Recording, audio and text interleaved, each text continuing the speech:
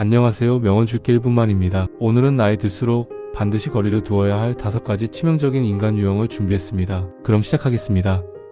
여러분 이제서야 깨달았습니다. 인생의 절반을 빼앗아간 사람들의 공통점은요. 오늘은 조금 무겁지만 반드시 짚고 넘어가야 할 이야기를 하려고 합니다. 우리는 나이가 들수록 시간의 소중함을 깨닫게 됩니다. 20대에는 무한하게 느껴지던 시간이 30대, 40대를 지나며 얼마나 유한한지 뼈저리게 느끼게 되죠. 그런데 말입니다. 우리 인생에는 이 귀중한 시간을 조용히 빼앗아가는 사람들이 있습니다. 심리학자 칼 융은 이런 말을 했습니다. 우리가 만나는 사람은 우연이 아니다. 그들은 우리 자신의 어떤 면을 반영한다. 하지만 나이가 들수록 우리는 이 말에 한 가지를 더해야 합니다. 그리고 그 반영이 우리에게 독이 되는지 약이 되는지 구별할 줄 알아야 한다고 말이죠. 첫 번째 유형, 영원한 피해자 코스프레를 하는 사람. 여러분 주변에 이런 사람 있지 않으신가요? 만날 때마다 온 세상이 자기를 괴롭힌다고 이야기하는 사람. 회사가 문제고 배우자가 문제고 자식이 문제고 심지어 날씨까지 자기를 괴롭힌다고 말하는 사람들입니다. 하버드 의대의 정신과 교수인 랜스 돌란 박사의 연구에 따르면 만성적인 피해의식을 가진 사람들과의 상호작용은 우리의 코르티솔 수치를 지속적으로 높인다고 합니다. 코르티솔은 스트레스 호르몬이죠. 이런 사람들과 함께 있으면 우리 몸은 마치 계속해서 위협받는 것처럼 반응합니다. 더 큰 문제는 이들이 결코 변하지 않는다는 것입니다. 당신이 아무리 좋은 조언을 해도 아무리 도와주려 해도 이들은 항상 그래도 하지만으로 시작하는 대답을 합니다. 왜냐하면 이들에게 피해자라는 정체성은 일종의 안전지대이기 때문입니다. 피해자로 남아있는 한 자신의 인생에 책임을 질 필요가 없으니까요. 제 친구 한 명이 있었습니다. 40대 중반의 남성이었는데 20년 넘게 알고 지낸 고등학교 동창이었죠. 그런데 만날 때마다 똑같은 이야기만 반복했습니다. 회사에서 승진 못한 이야기, 아내가 자기를 이해 못한다는 이야기, 부모님이 자기만 차별했다는 어린 시절 이야기까지. 처음에는 제가 열심히 들어주고 조언도 했습니다. 그런데 5년, 10년이 지나도 똑같은 말만 반복하더군요. 어느 날 깨달았습니다. 이 친구는 해결책을 원하는 게 아니라 영원히 불평할 대상을 원하는 거구나. 그리고 제가 그 역할을 해주고 있었던 겁니다. 관계를 정리한 후 놀라운 일이 일어났습니다. 제 마음이 한결 가벼워진 거예요. 그제야 알았습니다. 그 친구를 만날 때마다 제 에너지가 얼마나 소진되고 있었는지를요. 나이가 들수록 우리는 이런 사람들을 정확히 구별할 수 있어야 합니다. 진짜 어려움을 겪고 있어서 도움이 필요한 사람과 피해자 역할에 중독된 사람의 차이를 말입니다. 전자는 도움을 받으면 변화하려 노력합니다. 후자는 아무리 도와줘도 새로운 불평거리를 찾아냅니다. 두 번째 유형, 당신의 성공을 견디지 못하는 사람. 이것은 정말 미묘하면서도 파괴적인 유형입니다. 겉으로는 당신을 축하해주는 척하지만 속으로는 당신의 성공을 견디지 못하는 사람들이죠. 스탠퍼드 대학의 사회심리학 연구에서 흥미로운 사실이 밝혀졌습니다. 우리는 전혀 모르는 사람의 성공보다 가까운 사람의 성공에 더 강한 질투를 느낀다는 것입니다. 왜냐하면 가까운 사람은 우리와 비교 대상이 되기 때문이죠. 그들의 성공은 곧 우리의 상대적 실패처럼 느껴집니다. 이런 사람들의 특징은 뭘까요? 당신이 좋은 소식을 전하면 잠깐 축하한 후 재빨리 화제를 바꿉니다. 또는 그래 좋다는 말로 당신의 성취를 깎아내립니다. 승진했다고? 좋긴 한데 그만큼 책임도 늘어나고 스트레스도 엄청날 텐데, 이런 식이죠. 더 교묘한 경우도 있습니다. 당신이 성공하면 갑자기 자기 힘든 이야기를 꺼내는 사람들입니다. 너 승진했구나, 축하해. 그나저나 나는 요즘 정말 힘들어서 라며 자연스럽게 초점을 자신에게로 돌립니다. 당신의 기쁨을 온전히 누리지 못하게 만드는 거죠. 저는 30대 후반에 첫 사업에 성공했을 때 이런 경험을 했습니다. 오랫동안 가깝게 지낸 사람이 있었는데 제 사업 이야기를 할 때마다 묘하게 불편한 기운이 느껴졌습니다. 처음에는 제 착각인 줄 알았죠. 그런데 시간이 지나면서 확실해졌습니다. 그 사람은 제가 어려울 때는 늘 곁에 있었습니다. 위로해주고 조언해주고 함께 술도 마셨죠. 그런데 제가 성공하기 시작하자 서서히 멀어졌습니다. 만나자는 연락도 뜸해지고 만나면 예전 같지 않았습니다. 마지막으로 만났을 때 그 사람이 한 말이 아직도 기억납니다. 너 요즘 변한 것 같아. 예전처럼 솔직하지 않고 뭔가 숨기는 것 같더라. 충격이었습니다. 제가 변한 게 아니라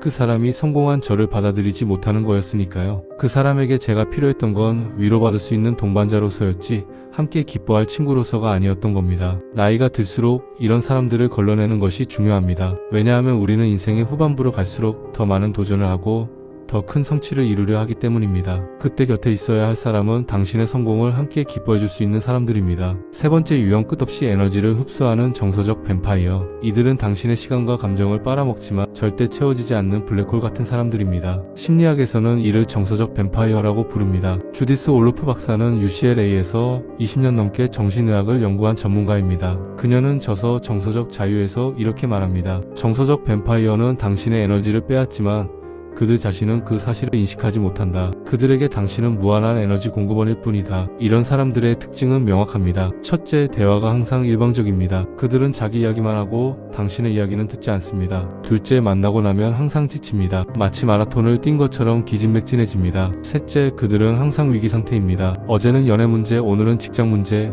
내일은 가족 문제로 당신을 찾아옵니다. 가장 위험한 점은 이들이 당신의 죄책감을 자극한다는 것입니다. 너만 믿었는데 너밖에 없어라는 말로 당신을 묶어둡니다. 당신이 거리를 두려하면 너도 날 버리는구나라며 배신감을 드러냅니다. 제 지인 중에 한 분이 있었습니다. 50대 초반의 여성분이었는데 20년 넘게 같은 친구 때문에 고통받고 있었습니다. 그 친구는 주 34회씩 전화를 해서 최소 1시간씩 자기 얘기를 늘어놓았다고 합니다. 남편 욕, 시댁 욕, 자식 욕, 주변 사람 욕까지. 처음에는 친구니까 들어줘야 한다고 생각했답니다. 그런데 20년이 지나도 그 친구의 삶은 변한 게 하나도 없었습니다. 여전히 똑같은 불평, 똑같은 문제들이었죠. 그 지인분은 말했습니다. 돌이켜보면 20년 동안 그 친구는 내 말을 진심으로 들어준 적이 한 번도 없었어요. 내가 힘들다고 하면 그래도 넌 낫지 나는 말이야 라며 다시 자기 얘기로 돌아가더라고요. 결국 그분은 60세가 되어서야 그 관계를 정리했습니다. 그리고 이렇게 말했습니다. 20년을 낭비했어요. 진짜 나를 이해해주고 함께 성장할 수 있는 친구들과 보낼 시간을 그 사람에게 다 써버렸죠. 나이가 들수록 우리의 에너지는 유한해집니다. 육체적으로도 정서적으로도 말이죠. 그 소중한 에너지를 끝없는 블랙홀에 쏟아붓는 것은 현명하지 못합니다. 진정한 관계는 서로 에너지를 교환하고 함께 성장하는 것입니다. 한쪽만 주고 한쪽만 받는 관계는 우정이 아니라 착취입니다. 네 번째 유형, 교묘하게 당신을 조종하는 사람. 이것은 가장 발견하기 어려운 유형입니다. 왜냐하면 이들은 너무나 세련되게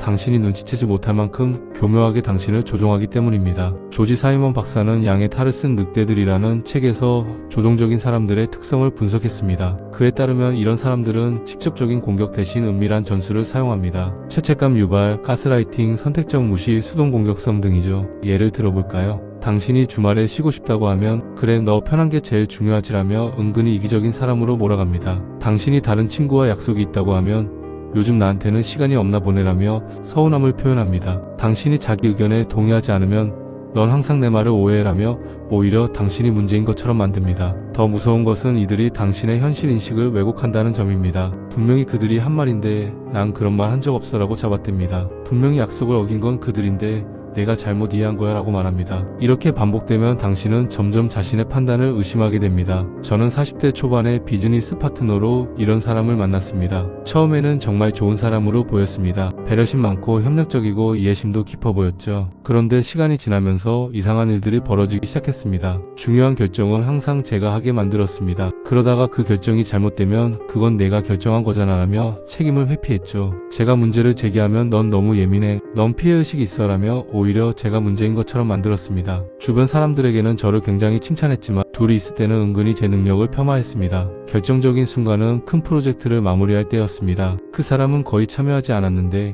결과가 좋으니까 우리가 함께 이뤄낸 성과라며 공을 가져가려 했습니다. 제가 사실을 지적하자 내가 그렇게 점수 따지는 사람인 줄 몰랐어 라며 오히려 저를 속 좁은 사람으로 몰았죠. 그 관계를 정리하는데 꼬박 1년이 걸렸습니다. 그리고 그 후유증으로 몇 달간 상담을 받아야 했습니다. 조종당하는 관계에서는 자존감이 바닥까지 떨어지기 때문입니다. 나이가 들수록 이런 사람들을 빨리 알아채는 것이 중요합니다. 그들과 함께 있으면 당신은 점점 작아집니다. 자신감을 잃고 자기 판단을 의심하고 항상 조마조마하게 됩니다. 건강한 관계에서는 당신이 당신답게 클 수 있어야 합니다. 다섯 번째 유형, 성장을 거부하고 과거에 사는 사람. 마지막으로 가장 안타까운 유형입니다. 변화를 두려워하고 성장을 거부하며 과거의 영광이나 상처에 갇혀 사는 사람들입니다. 캐롤 드웨 교수는 스탠퍼드 대학에서 30년 이상 성장 마인드셋을 연구했습니다. 그녀는 사람들을 두 가지 마인드셋으로 나눕니다. 성장 마인드셋과 고정 마인드셋입니다. 성장 마인드셋을 가진 사람은 실패를 배움의 기회로 보고 계속 발전합니다.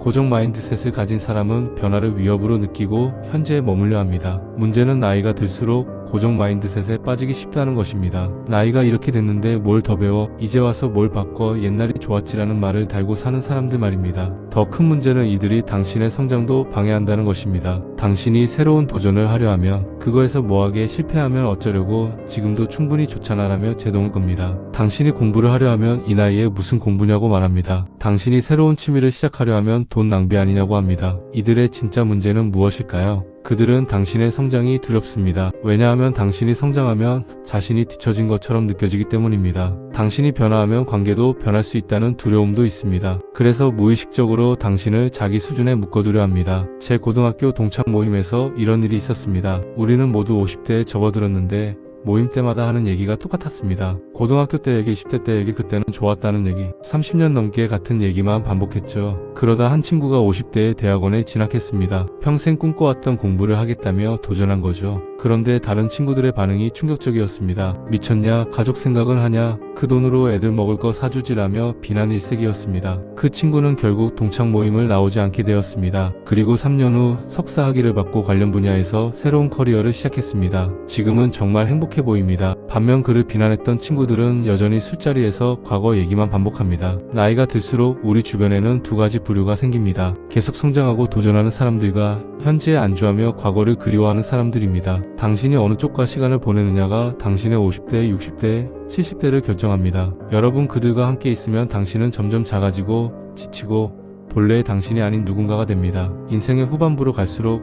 우리에게 필요한 것은 이런 관계가 아닙니다. 우리에게 필요한 것은 서로를 성장시키고 함께 웃을 수 있고 침묵도 편안한 그런 관계입니다. 지금 이 영상을 일상에서 계속 들으시면 어느 순간 당신한테도 인연과 행운이 반드시 찾아옵니다. 다음에도 더 좋은 내용으로 오겠습니다. 영상 시청해주셔서 감사합니다.